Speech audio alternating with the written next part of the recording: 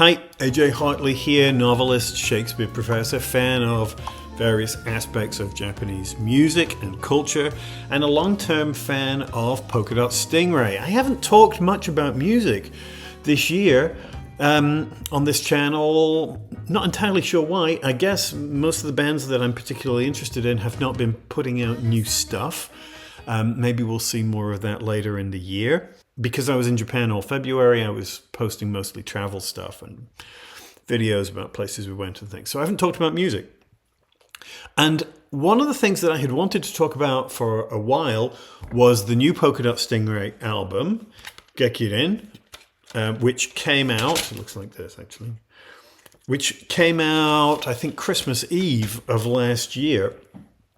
And it's one of the things that is a little frustrating at the moment is that there are a lot of Japanese bands whose material is quite hard to buy in the US. You can stream it and you can watch stuff on YouTube and you can play it on Spotify and stuff like that, but it's hard to actually buy your own copy, which is what I prefer to do, partly because then I'm not beholden to whether something stays on whatever streaming service I'm using or whether I discontinue that service. Because effectively you're only renting the material, which I find frustrating. And of course, the other thing is that the bands make practically nothing off streaming services. And it's borderline criminal, if you ask me.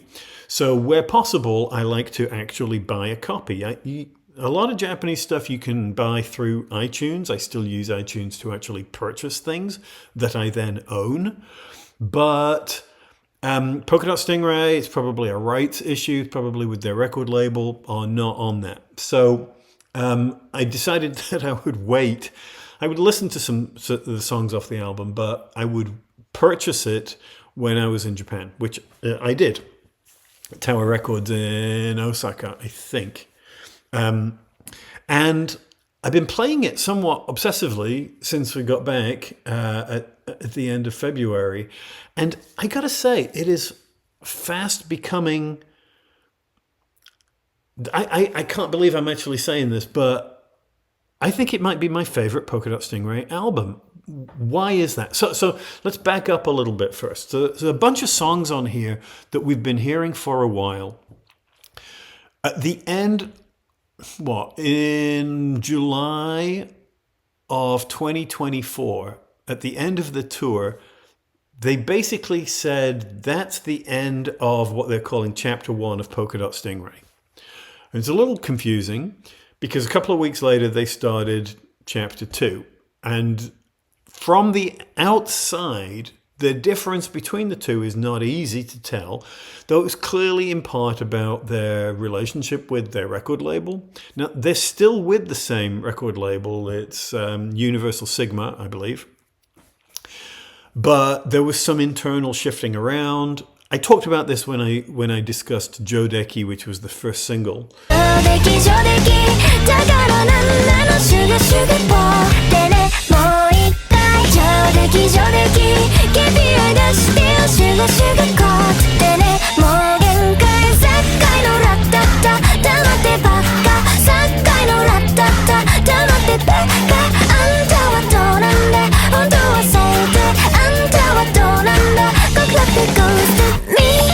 A song that emerges out of and articulates some of the stress and anxiety of a point in their career when they considered quitting. When the record label had apparently unrealistic expectations about sales. They wanted them to make more money and be bigger and more popular, which is what record labels always want and have always been disappointed in since about 1995. So, that's kind of how it goes. And again, this part of the reason, apart from file sharing and stuff like that, is streaming services now, where it's harder and harder for bands to make money. So that goes back to my previous thing about make sure your money finds its way to the band.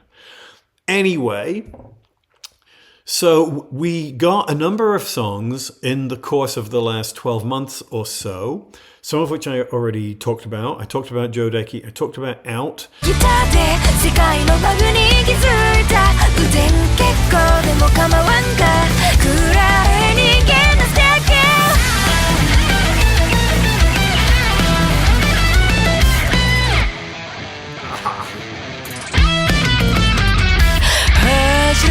And then there's stuff like Killer Record.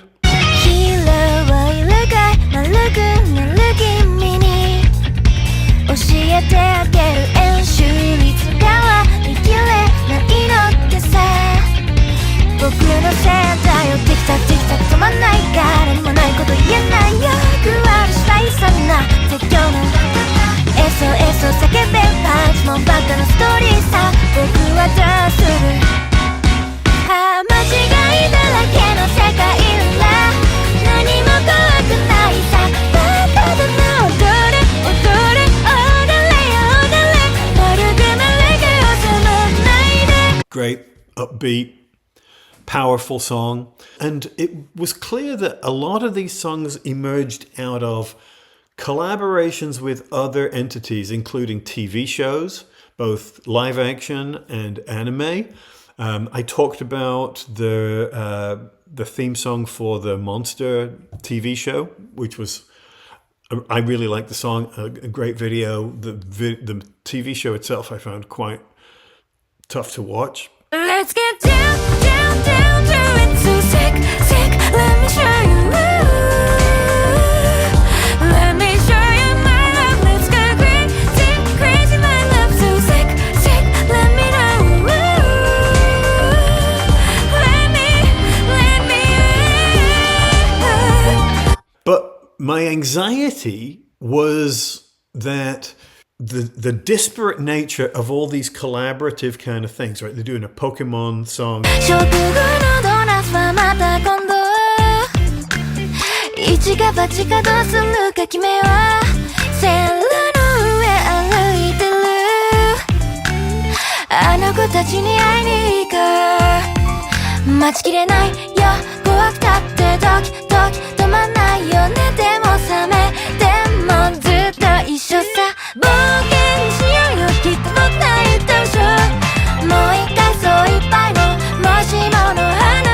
And they're doing all these other little TV and various sort of sponsorship related material that I thought that it would be artistically weaker and less clearly them.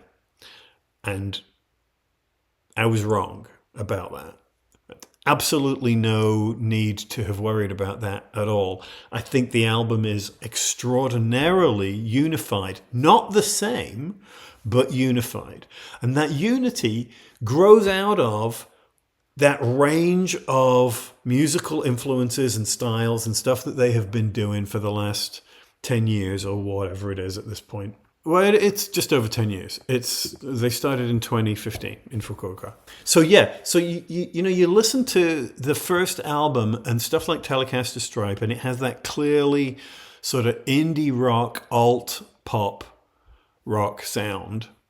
And then they moved with the success of something like Ichi Daiji off the Uchoten album, which was a brighter, happier, more TV and more pop friendly sound. And that was such a breakout hit. And I don't know this for sure, but I'm reading between the lines and I'm guessing that the record label were like, yeah, give us more of that because that's where we're making our money, you know?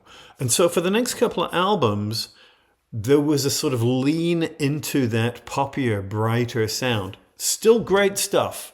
I personally found that some of the deeper cuts on those albums were a little bit more disposable, a little too light for my tastes, but they retained some of those same sort of different musical influences, stylistic influences, and so on. And I think that with this album, with Gekiren, you hear that stuff much more clearly. And I wonder if Chapter 2 is about a kind of return to their roots in the indie rock scene after having also accumulated all this other knowledge and experience about pop musical forms and so on, which they're then able to bring to it. So we're getting, we always had some of that sort of jazz and funk, but was also a little bright. We're getting more hip hop, we're getting more swing and other forms. You know, again, as I've said this before, but one of the reasons I love these bands, in these Japanese bands, is a sort of willingness to hybridize, to be flexible, to combine different styles and such, and to put them together and make it their own sound. And I think this album is a really great example of that. 心臓の音がするねお前はどうだ爆発寸前のハイボーイな一体どうしたナンバー2のサンスター一触即発のフェスわかんないねわかんないね開けっぱし無理なだけど触んないでナンバー9ねもうセッションね変わんないねサカーパンチで繰り返して大したこともないやいやまだBoy, boy, you're gonna go home, shut Boy, boy, お前も期待しちゃってんの Boy, boy, ドラマと行こうかジャギジャギの今をちょうだい Some of the songs are lighter in tone than others, but they never lose that hard rock underscoring.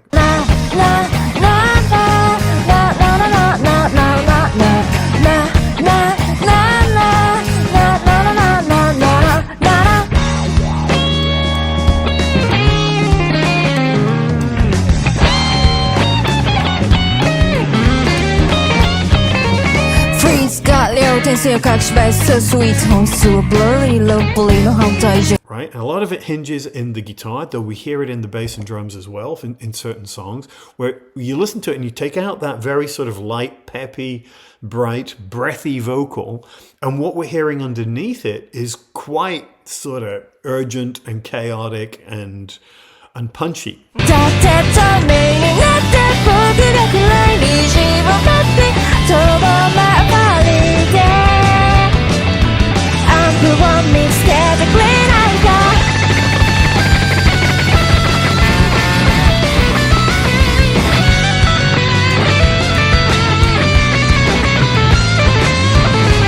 And there are no slow songs on the album, no ballady kind of stuff, no sort of very reflective, quiet stuff. It's all bright and in your face and up tempo.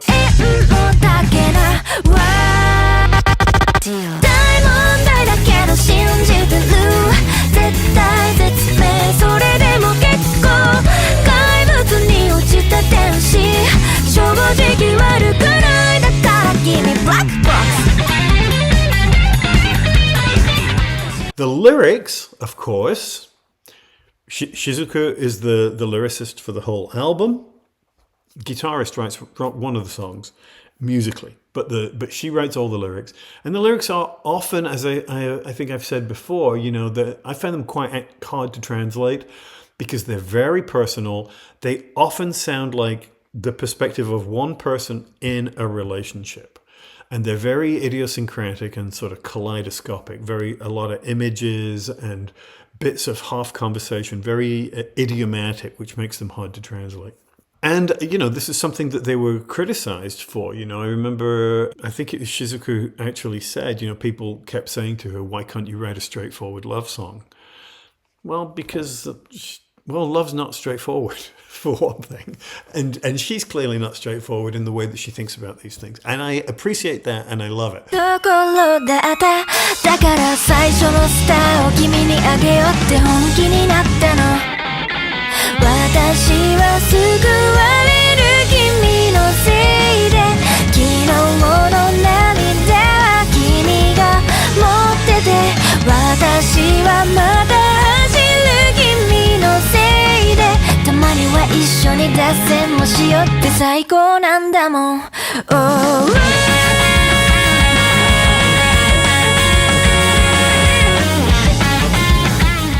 So you get this really quite eclectic range of stuff, but it never feels, despite all those different, this is from a different TV show, it never feels like this is a song that doesn't belong on the album. ようやく見慣れた6章を嘘で満たしていく愛しすぎたの愛しすぎたの愛しすぎたのねなんで聞いてないよ全部どうしようもない君だなんて壊れてたみたい綺麗な恋は Sometimes the song will widen your sense of what the album is, but there's still a sense of unity, and it still has that overall driving edge to it as well. Thank you, Kit Kat. I'm glad you agree. Has that. Shizuka would appreciate that cat participating in my video.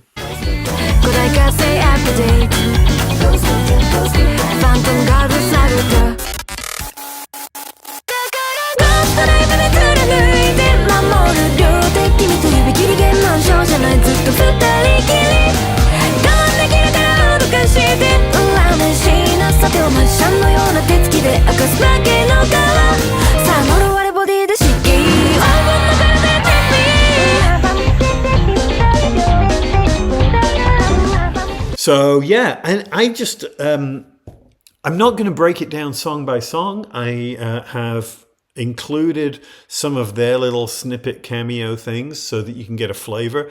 Though I will say that when they do those sort of 20-second snips of each song, you actually don't get a complete feel for them, because if you know Polka Dot Stingray, you'll know that the songs will often shift in tempo and style midway through. Suddenly we've got a sort of swing section or something in it. And, you know, I think that's really cool.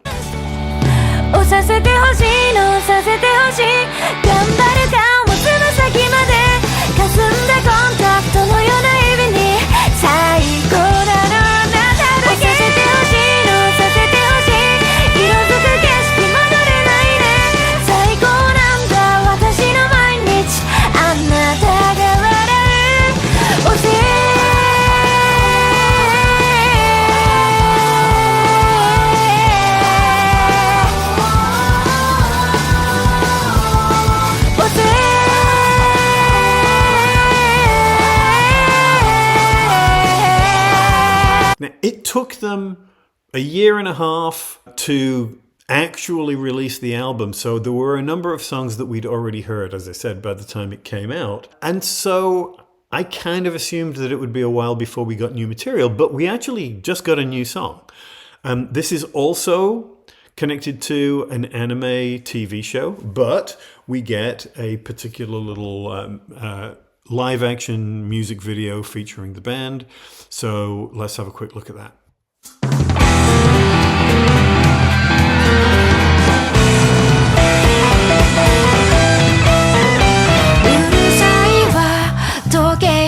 振り子がその瞬きが偶然に見えてしまいそうだなねえ静かな夜は天地妙になるこの瞬間が好きこのまんま誰になるのでしょう上書きされた目的はどこに行くのステンバ What? There's an extra guy. What's going on?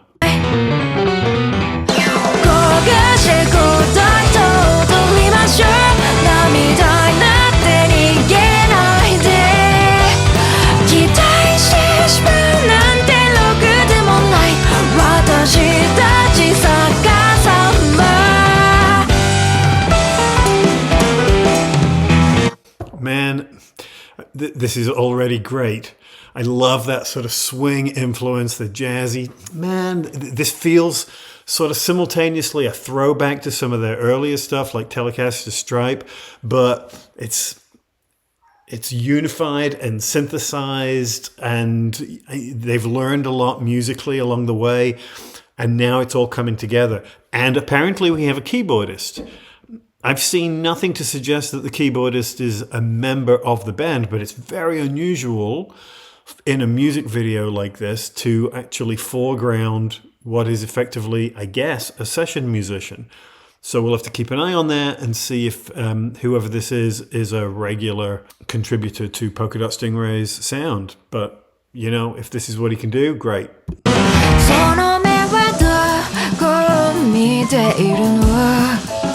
ほら足りないばっか探してしまうでしょいっそのことバカなふりをしてああすぐにも触れたら奪れなくな Hard tights 期待に応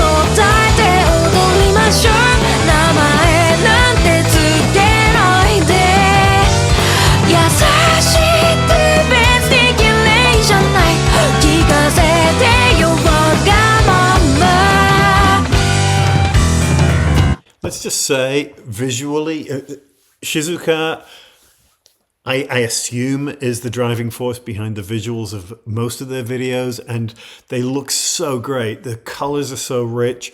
We've got this Big Trouble in Little China thing going on here with those sort of old style hopping vampires. I love this. And it looks like it's a unit set, so it's probably not a super expensive music video to put together, but the costuming and the lights and their performance within it sell it. I love it. It's great.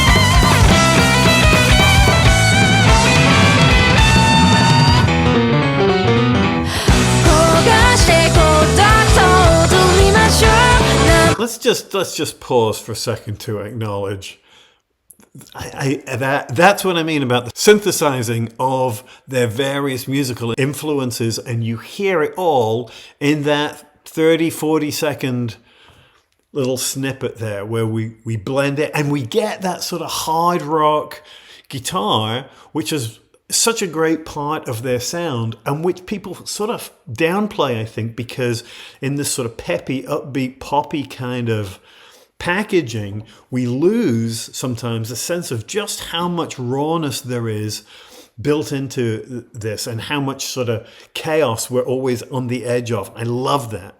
みたいなって逃げないで答えて私はあなたじゃないだけなしの私の本当今は二度とないのでしょ透明な私の歌答えない本当見つけ出してただ一つあなたが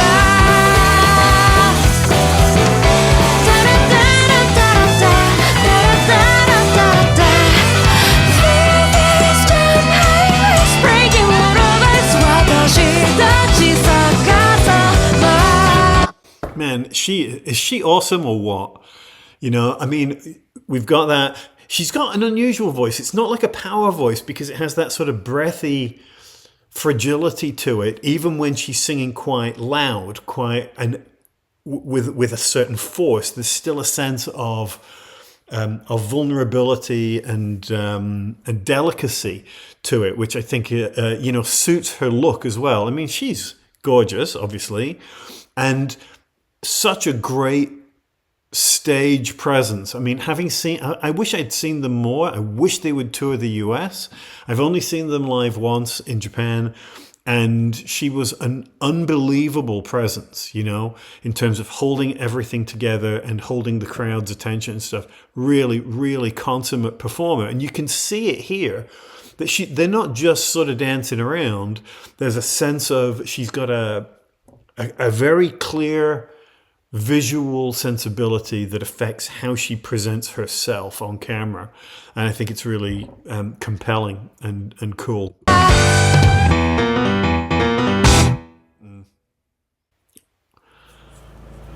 And a classic Polka Dot Stingray music video end.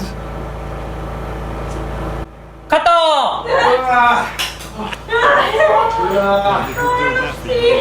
ストップ大変だわ。さっきなんかやってたやつでちょけたさ、教師。私たちそうかそう。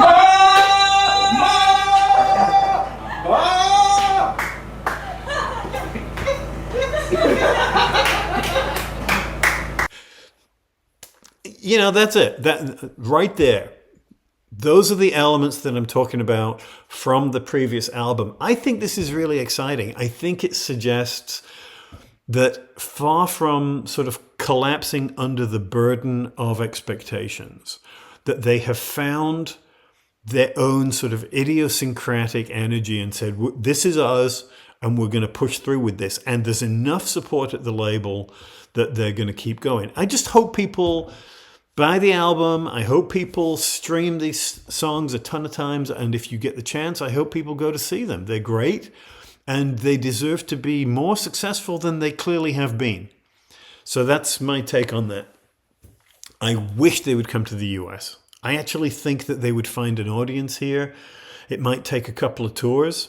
They might have to play, much smaller venues than they're used to initially. But, if Atarashi Gakko can do it, I think these guys can totally do it. I think they're really terrific. So yeah, check them out if you don't already know them. Polka Dot Stingray, they're great. And that's all. As ever, please like, comment, subscribe. Check out my books. I don't talk a lot about my books here, but obviously I have my Japanese series here, the Hideki Smith books. Book 1 is out in English and in Japanese and in a bilingual edition. Book 2 is currently only out in English, but we're working on it. And I just yesterday finished the first draft of Book 3. So that's my little announcement on that front. Check out my Patreon page. As you know, my Patreons help to keep this channel going.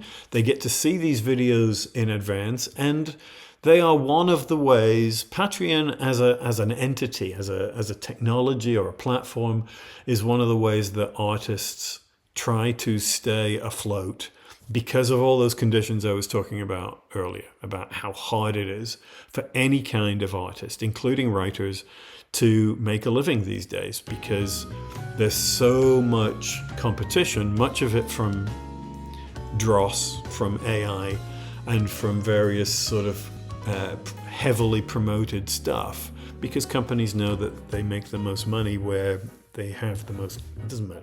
I'm not going to talk about it because it's depressing. And this is supposed to be an upbeat video. Check out my Dashery store. And that's it. I will talk to you soon. Thanks. Bye.